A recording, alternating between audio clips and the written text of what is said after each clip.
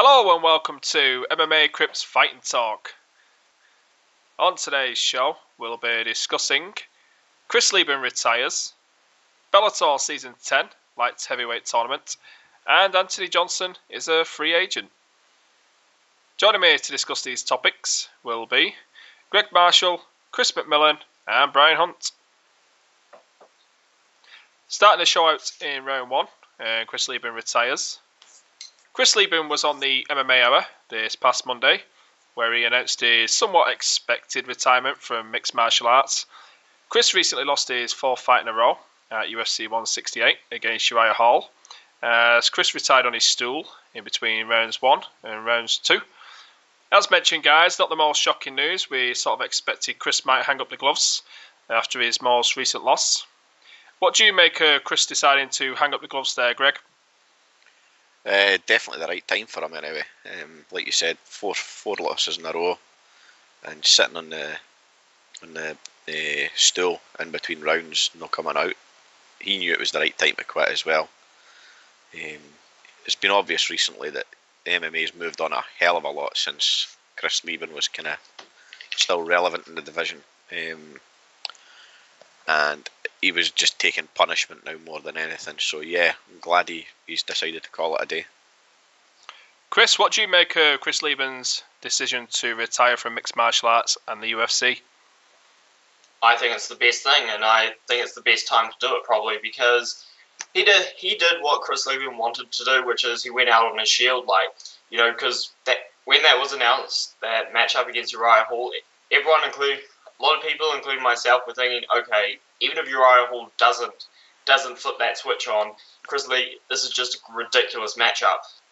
Uriah Hall, amazing athlete, top of his game, and Chris Leben, who's diminished, and yet he still went out there and fought like Chris Leben, and like Greg said, it wasn't enough, and he knew it was the best thing to quit on his stool, and so did his corner. And he went out there against, like I said, a guy who was physically in his prime, went out on his shield, and that's the way he wanted to go out. So I think it was, like I said, best thing possible, because the fact is, if he had retired after the Andrew Craig fight, or after one of his fights that went to the decision, there would have at least been the argument from him and other people's, like his supporters, saying, well, Chris Leben's still going the distance with these guys. Maybe he switches a few things up. Maybe he can win, or he can stop them. There was no positives really to come out from the Uriah Hall fight. So, like I said, best time. Brian, what's your take on Chris Leben deciding to retire from mixed martial arts? No, I think these two guys are idiots. I think he's got another 10 fights in him. He's just reaching his prime, guys. He's 33 years old, and he looks like he's 80 out there. I mean, he's a cat smasher, Brian. Yes, it's definitely the right time. It could have been a fight or two earlier too. It's sad to see. The nicest thing I'm happy about it is seeing the behind the scenes stuff with Chris. It seems like he's kind of got his shit together outside of MMA, and I don't care what a lot of these guys do inside the cage. I'm a fan, and I want to see them succeed. But with Chris Leben, I always saw an Evan Tanner final for him. Just waking up dead somewhere, and seeing him with his wife, she seems to have a good head on her shoulders. They seem to be in a good place. That is my biggest concern with Leben. I don't want him to be a punch-drunk guy looking like Ali with early onset issues, but I also don't want him to wake up in a ditch. And I don't know what kind of work he offers for the UFC. I'd like to see them hire him on, kind of like a Chuck Liddell, because he needs structure, and hopefully he has that around him. And for me, that's more important than anything he's done inside the cage, or what he could do inside the cage. But it sounds like he's going to continue training. Dude's had heart, so I wish him the best. Well, you mentioned he's going to carry on training. Hopefully he can, work with a few guys who've got fights coming up, help people prepare and make a living that way. Personally, I would have liked to see him go out on a win instead of 4 straight losses, which is the worst of his career so far. But on the whole, he's competed at the best mixed martial arts promotion for 8 years. He's knocked out Vanderlei Silva, submitted Akiyama. Not a lot of people can say they've done that. So for me, I just hopefully he can come out of retirement for one last fight and just end on a win. For me, really, that's what I like to see. But yeah. No, I didn't want today's show to be a negative subject on Chris Leben, so I'm going to ask you guys for your favourite Chris Leben moment. We've had 8 years of Chris on our TV screens, throwing down and giving us some memorable fights in the process. Thank you. Greg, what? Are you the New Zealand cap smasher there, Chris? I'm working on it. Greg, what's your most memorable Chris Leben moment? For me, it was the Terry Martin fight. He was getting beat up bad. He was losing the fight. Yet he kept coming forward the whole fight. Kept moving forward. He looked like he was just about to be finished, and then landed a couple of beautiful punches and knocked Martin clean out. And that had me jumping about in my living room anyway. I really enjoyed that fight. I thought it was brilliant, and it was a typical Chris Leben performance, where you hit me hard, but I'm going to hit you harder. It was brilliant. I swear that Terry Martin's Mike Tyson's long lost brother. He really looks like him. I think Mike Tyson should do some DNA tests with him. He goes to the UFC events. Maybe he should just put him to one side, and should have said, "Hey, who's your daddy there, Terry?" Chris, what's your most memorable Chris Leben moment?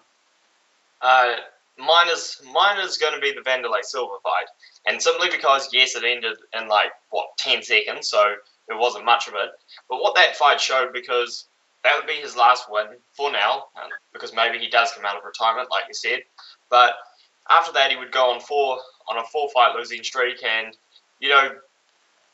but what the Vanderlei Silva fight did was that it kept the fans interested in Chris Leben, because it made us think, oh, okay, he's diminished, he's had a lot of injuries, but he can land that one punch. What if he lands a punch out of nowhere and finishes? He can finish anyone. He finished Vanderlei Silva, who's got an iron chin. He can finish anyone. So that just kept a lot of fans intrigued towards the end of his career, and it really reminded us what Chris Leben can do. So that would have to be my favourite moment. Brian, what's your most memorable Chris Leben moment? Sexyama. That triangle that Leben pulled. I mean, going into, just to counter Blues a little bit, going into Martin's fight, you could see that possibly happening. One of those two guys knocking the fuck out of each other. Same with Vandy. I think we all probably, at that point in time, probably thought maybe Vanderlei would win, but you could see one of those two guys knocking the fuck out of each other. But Sexyama, I mean, who the hell said, I think Leben's probably going to win this maybe via triangle. That fucking wasn't out there. I mean, so he pulls that shit out there, and it just people are shitting themselves, including myself. I think I got that underwear hung up on the wall. It's I kind of signed it. Okay, this is when Leben fucking triangles anybody. Not just fucking a judo guy, but anybody. Come on. I mean, it was such an exciting fight. That third round, the crowd just feeding him, and he was done. I mean, he was tired. This is a guy that gasses fucking when the bell rings, and he made it 3 rounds and just pulled off. I mean, what was it, 20 seconds left in that fight, and he pulls off the damn triangle? Come on, that's a fucking movie, man. That's not fucking real life, and it's real.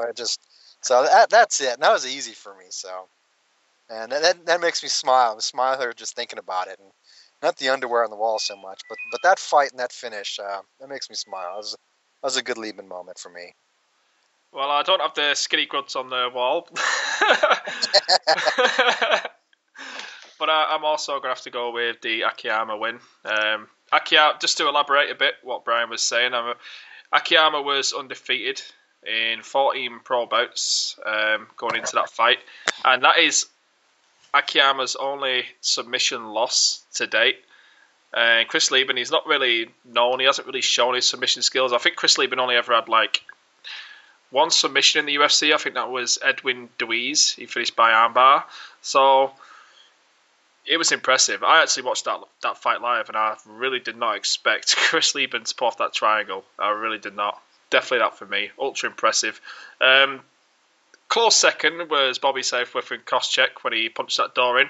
And then when he went into Forrest Griffin's bedroom and fucking punched his door in too, and Forrest Griffin was like, what the fuck you doing, man? That was a close second, but yeah, the Akiyama fight stole it for me.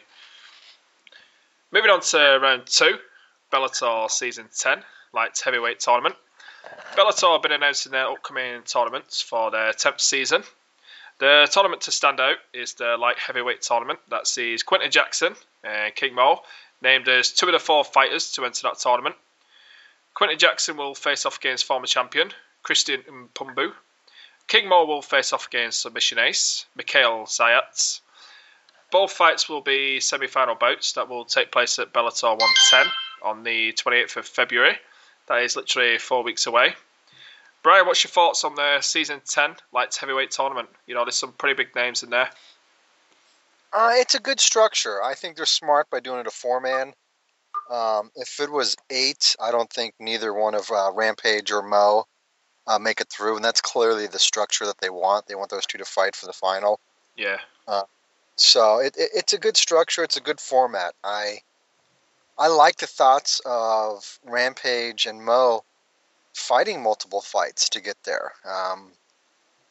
I think Rampage needs multiple fights. I don't think he's the guy that we expect him to be.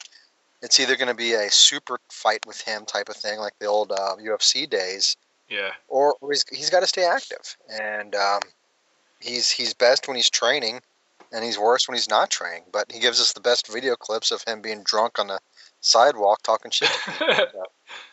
Yeah, you mentioned that, Brian. I think being in the UFC actually hurt Rampage. He's not one of these fighters who should have a long time away. If you notice with Faber, he's been fighting a lot recently, and he looks really on form. I feel the same with Quinton Jackson. He needs to fight regular to stay on form. I think being in the UFC hurts him where he had like 1 fight a year or 2 fights a year. It's not good for a fight like Quinton.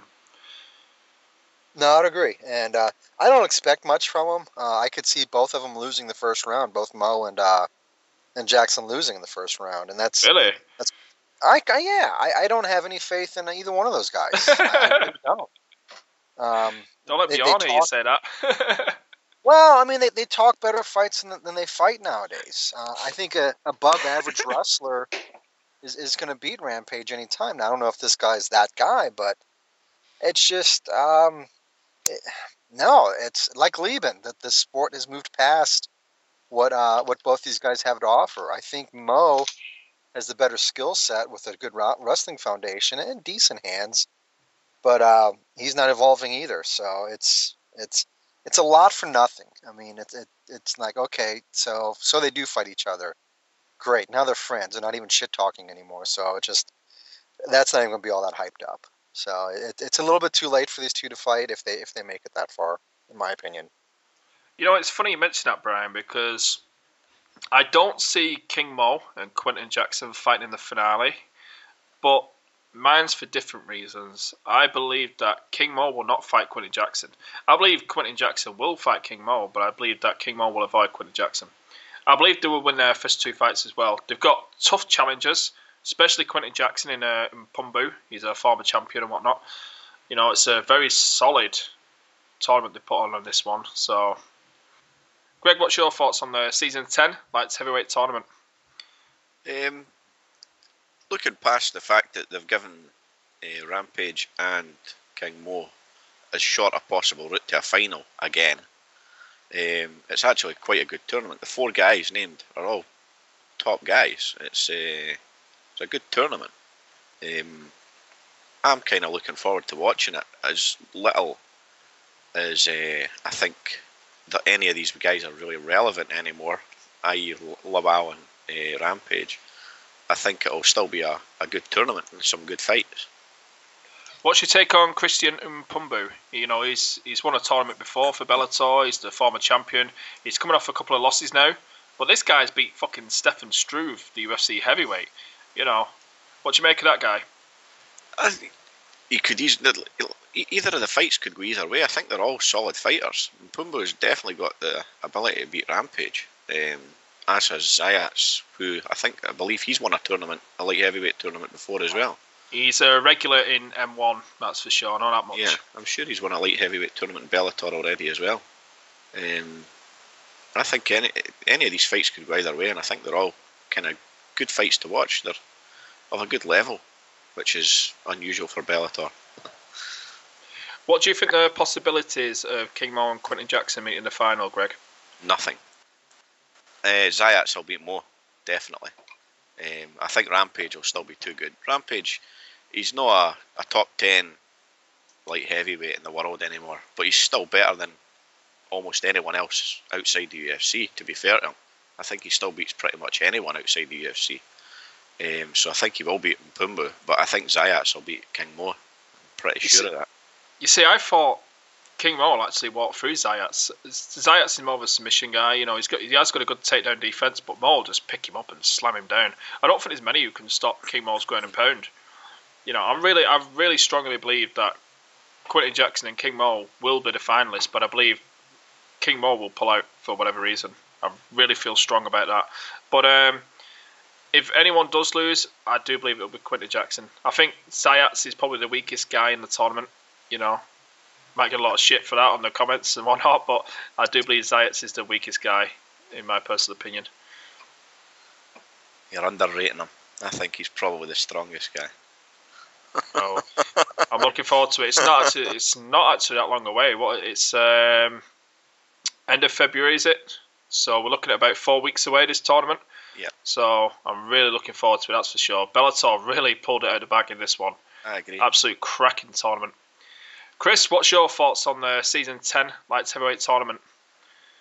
Well, I hate to be a negative Nazi here, but I think it's just Bellator again, just trying to, they've got something here that they can definitely pull viewers in with, which is the whole beef between King Mo and Quinton Jackson, but like you guys said, there's very little chance these guys can make it to the finals, and even if they do, I was shocked. I'm going to admit, I was shocked when this tournament was announced, because I knew why they were putting it together. I was like, okay, they want King Mo and Jackson in the finals. What was one of the biggest complaints besides, Jackson just saying that the UFC was his worst enemy and he hated it. He hated them. But what was one of the biggest complaints coming out of Quinton Jackson while being in the UFC was constantly facing wrestlers, guys who hold him down. And what does King Mo do? He's a very good wrestler. That's his best arsenal, and those are his best weapons. And he does have decent hands. But come on, you're not going to stand with Quinton Jackson, even a diminished Quinton Jackson, because like he did show in his last fight, diminished whatever, he still does have that power, and you can't sleep on him. So I was thinking, let's say these two do make it to the finals. I'm just thinking, oh god, it's just gonna be King Mo taking him down, and fans are gonna say, oh come on, we wanted to see these guys stand and trade. I'll be like, you were so stupid. These two were never gonna stand and trade. So I hate to be negative, but that was just my thoughts that Bellator is putting a lot of its they're hoping that these guys are going to make it to the final so that they can pull in viewers that way, or the most amount of viewers, but it's just not going to turn out the way they want, and fans aren't going to appreciate it as much as they would like. Kind of like how I expected T. Ortiz versus Rampage Jackson to turn out if it did happen. That's just my thoughts on the whole tournament. As far as will they make it to the final, I do kind of have my doubts, although just because, like you said, Christian Mpumbu, he has fought the best guys. He has fought Attila Vagd, and he's gone the distance with him. And Rampage, he didn't look too bad in that fight with Joe Beltran, but it was pretty clear that this is not the same guy who came in and knocked out Chuck Liddell twice. So I'm kind of hoping Rampage wins just because of what he's done in the sport, but I do think there's a good chance that Mpumbu can beat him. So as for King Mo, I think he'll win. Okay, moving on to our third and final round. Anthony Johnson is a free agent. Anthony Johnson is currently a high-profile free agent in the world of mixed martial arts. He fought his last fight on his World Series of Fighting contract in a KO victory over heavyweight veteran Mike Kyle on the 18th of January 2014. The main point I want to get to on this, guys, is should the UFC put an offer on the table for Anthony Johnson to return at this point in time? They wanted him to make weight a few times outside of the UFC and pick up a couple of wins in a steady weight class when they released him. You know, he's certainly got the wins under his belt now. He's won 6 fights in a row, I believe, since leaving the UFC, with wins over the likes of former UFC heavyweight champion Andrei Arlovski. He beat Dave Branch. We know Dave Branch is a middleweight, but still, that's a pretty decent win. Anthony also seems pretty settled at light heavyweight now. Made weight there a good few times. Chris, do you think the UFC should put an offer on the table for Anthony Johnson to return to the UFC and enter their light heavyweight division right now? Absolutely, definitely, because, you know, one thing about Anthony Johnson, people just say that the biggest talk about Anthony Johnson is his ability to maintain weight. He jumped around everywhere, would fight catch weights, would come in overweight at times. If he can just find a weight to stick to and, you know, just put all of his focus there, I think he can do great things. And yeah, like you said, I think light heavyweight is a good weight for him. And you know, you look at his losses. He lost to Vitor Belfort in 1 round. Okay, who doesn't lose to Vitor Belfort in 1 round? He lost to Josh Koscheck. Koscheck was, you know, destroying people back then. So his last 2 losses have been against, you know, have been against the top guys in the UFC. And since then, like you said, he's done great since then. And people are saying, well, what can he add to the division? I think he can add a lot. I mean, that knockout over Mike Kyle. Okay, Mike Kyle's not exactly UFC material, he's not exactly UFC material, but I mean that knockout was flashy as hell, and you know he did beat Andrei Arlovski, and broke his jaw, which says a lot because Andrei Arlovski was on a pretty good roll at that time. So I think the UFC should re-sign him, and I'm just going to put it out there. I think Anthony Johnson, if he puts all of his focus on one weight, and that weight is light heavyweight, I think he could possibly reach. I think he could possibly take over where Glover Teixeira is right now, because Glover Teixeira hasn't fought any guys currently ranked in the top 10. Johnson more or less the same, and they've both been destroying guys. So I would love to see a potential fight there, and I think Johnson can do great things in the UFC. Brian, do you think the UFC should put in an offer for Anthony Johnson? Yeah, with Johnson, a guy like AJ, it's never about talent. It was never about a fight he lost with a person. It's the fight he lost with the scales, or the not eating a buffet line. So if he's got his diet in shape, he's all about it. I don't want to hear middleweight talk with the guy. I'm sure as hell not welterweight talk with the guy. I mean, it's amazing where he fought at. He was with the UFC, but if he's making weight and that weight has to be a 205, yeah, I like the guy. He's valid. He's extremely valid. But the thought of him even trying to cut to 185 now, no, I don't want to see any part of it. So, no, he's legit. He's a good guy. He has a good skill set, but his skill set's never been in question. Like Chris said, the losses he has isn't why he got cut. It was a scale that kicked his ass out of the UFC. So, yeah, I'm all about it. Greg, do you think the UFC should put an offer on the table for Anthony Johnson to return? Definitely. The light heavyweight division just now is arguably one of the weakest in the UFC, and Rumble would definitely add a lot to the division. Chris had a good comparison there with Glover. He's very similar to Glover, because he would just keep picking off guys outside the UFC non-stop like Glover did. So he deserves to be in there and get her. And the fact he's coming on a 6-fight win streak puts him straight into a couple of fights from really reaching the top of the division. Whether he can do that, I don't know, but he's close. Making weight, it's not an issue anymore. The issue was when he was trying to make silly weights like welterweight. Light heavyweight, he's fought 4 times in his last 5 fights and made weight every time. His only fight he didn't make weight or make light heavyweight was because he went up to fight Arlovsky to dig WSOF out a hole because they had no competition for Arlovsky, and he went up there and he beat him. And like Chris said as well, he broke his jaw. Anthony Johnson's legit, and he should be in the UFC. Simple as that. I think if he gets to the UFC now, he's already in the top 10 because there's guys in the top 10 just now who aren't as good as him. For me, there's no perfect time, you know. Machida's dropped down to middleweight. Quinton's left for Bellator. Bader's fallen way down the rankings. And speaking of the rankings, I've been looking at the UFC rankings today before the show. I'd actually place Anthony Rumble Johnson 5th in the light heavyweight division rankings, to be honest with you. Because right now, as things stand, the top 5 is Rodrigo Nogueira, Phil Davis, Rashad Evans, Glover Teixeira, and Alexander Gustafsson. Now, below that is number 6, Dan Henderson, number 7, Shogun Rua, 8, Chael Sonnen, 9, Gegard Mousasi, and 10, Ryan Bader. So I would place him number 5 and move Rodrigo Nogueira down to number 6 and Henderson to number 7 and so forth. So definitely, like you mentioned, the only problem was his making weight, and he's made weight, 4 times now at light heavyweight, like you mentioned, Greg? Yep. So there is no better time right now. Okay, guys, that is a wrap for today's show. To any listeners, if you have time, check out Prediction Contest 115, UFC on Fox 10. That is Thompson versus Henderson. From MMA Crypt's Fighting Talk, thank you for watching.